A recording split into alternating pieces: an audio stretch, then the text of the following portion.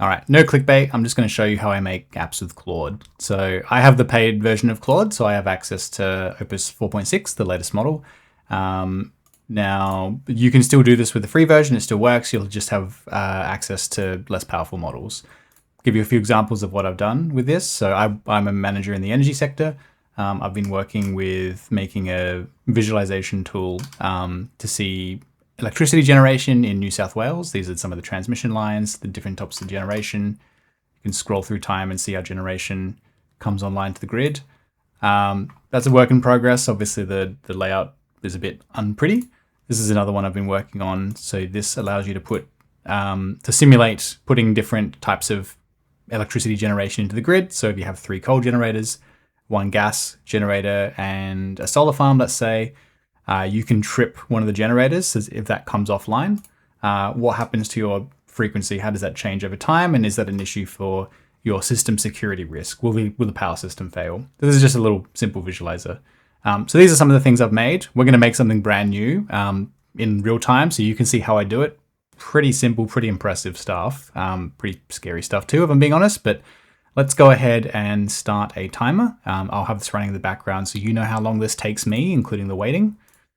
So now sometimes I'll do step 1, which is give me ideas based on even, let's say, my job description.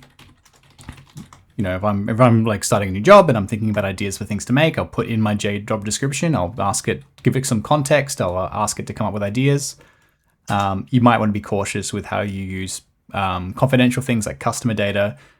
This is not a institutional license for Claude that I have here. This is my personal license. So I use this more for kind of personal projects. But let's say, so I want to, or we'll say make me an app that visualizes, well, I want to say simulates a solar system and gravity where I can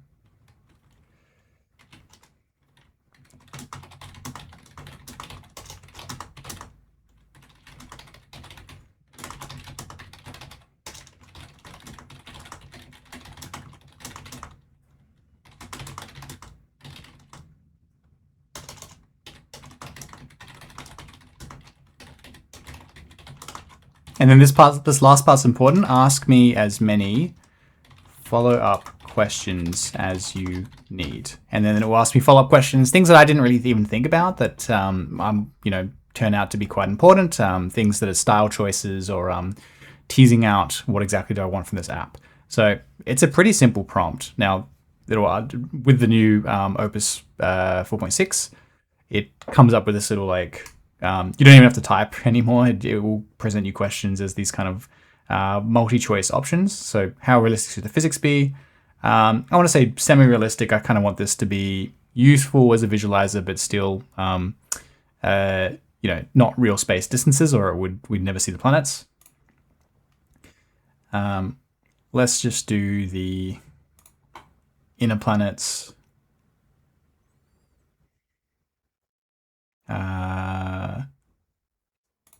I'd say I want those, I want that. Yeah, I think I want all those features. Okay, done. So it might ask, I think it may ask me some more follow-up questions, or it might just get to work. Okay, so you can see in the background here, it's reading the front-end design skill. I think a lot of the apps that I make, it seems to want to create them in React. Now, we wait a little bit. We see what this does. So we'll come back when it's done. Just to show you one thing. So if you click into here where it's working, it's doing reasoning. So it'll think through the steps, but then also now it's coding in real time. So you can see the code after, of course, but usually I don't bother. If there's a bug or an error, I just tell it, hey, this doesn't work, fix it, and it fixes it. So we'll come back when it's done. All right, so here we go. It's made something that took about 2 minutes. So I can zoom out. What's going on here? I think all my planets just flung out into space. What if I reset that? Okay. So obviously something's happening. They kind of orbited for a bit and then they all just got flung out into space. So that seems weird. So I'll just tell it that.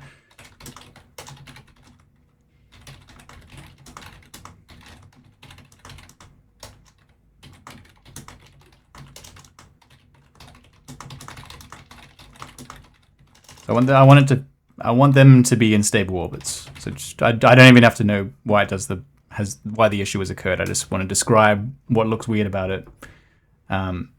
Fix it. Okay. Apparently the velocities aren't calibrated to the gravitational constant for some reason.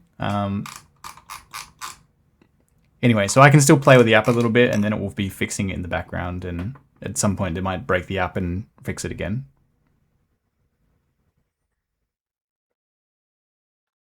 It's thinking through the different steps. Okay, here we go. So we got planets. They look like they're in a stable orbit now. The orbital periods look about right. Maybe Mercury's a bit fast. I can't tell, but let's see. I got a probe here, and I want to launch it with a bit of velocity. Oh, I just crashed it right into the sun. Okay.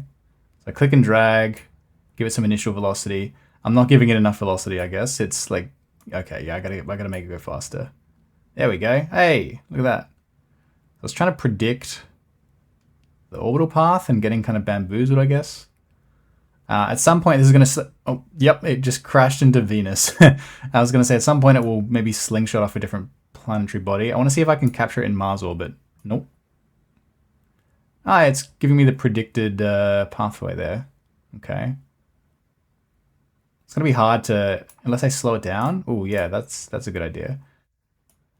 Let's slow it down so I can try and get this in Mars orbit. Oh, okay, ignore that one. It's kind of hard to capture in Mars orbit here, it seems. Okay. Let's see what happens when if I hit play. All right. We just kind of slowly crash into the sun there.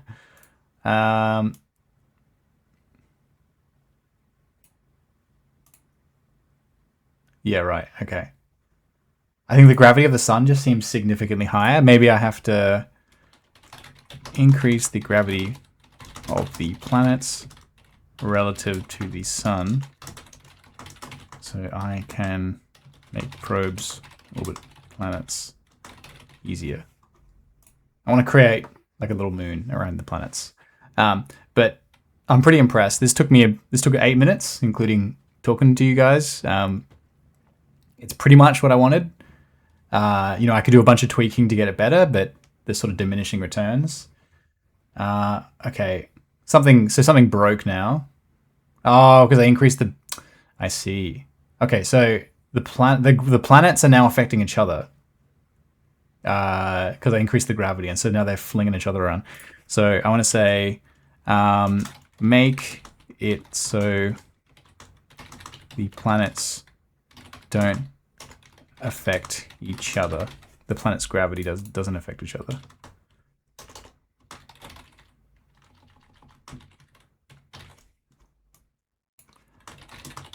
I'm kind of being a bit pedantic with my grammar, but you don't really need to be. I feel like it picks up what you mean pretty well most of the time.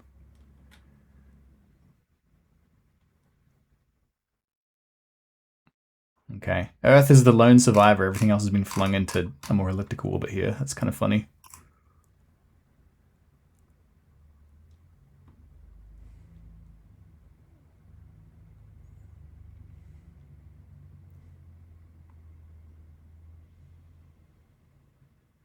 All right.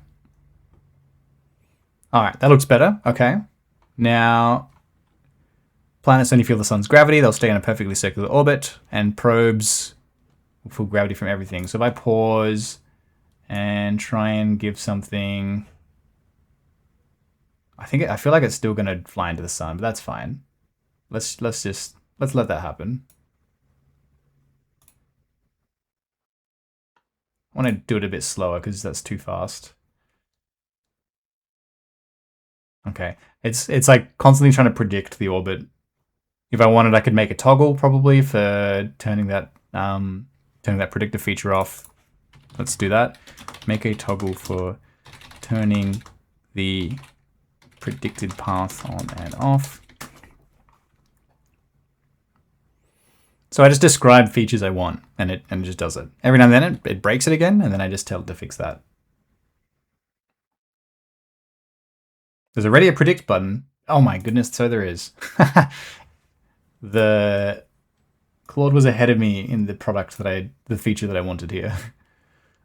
All right, so it doesn't have the predicted path now. But if I do that, it does. Yeah, right. Okay. There you go. Look, I think we're pretty much done here. That took about, yeah, including adding features, fixing bugs. That was less than 10 minutes. So there you have it. That's how I make apps. Your imagination is genuinely your limit.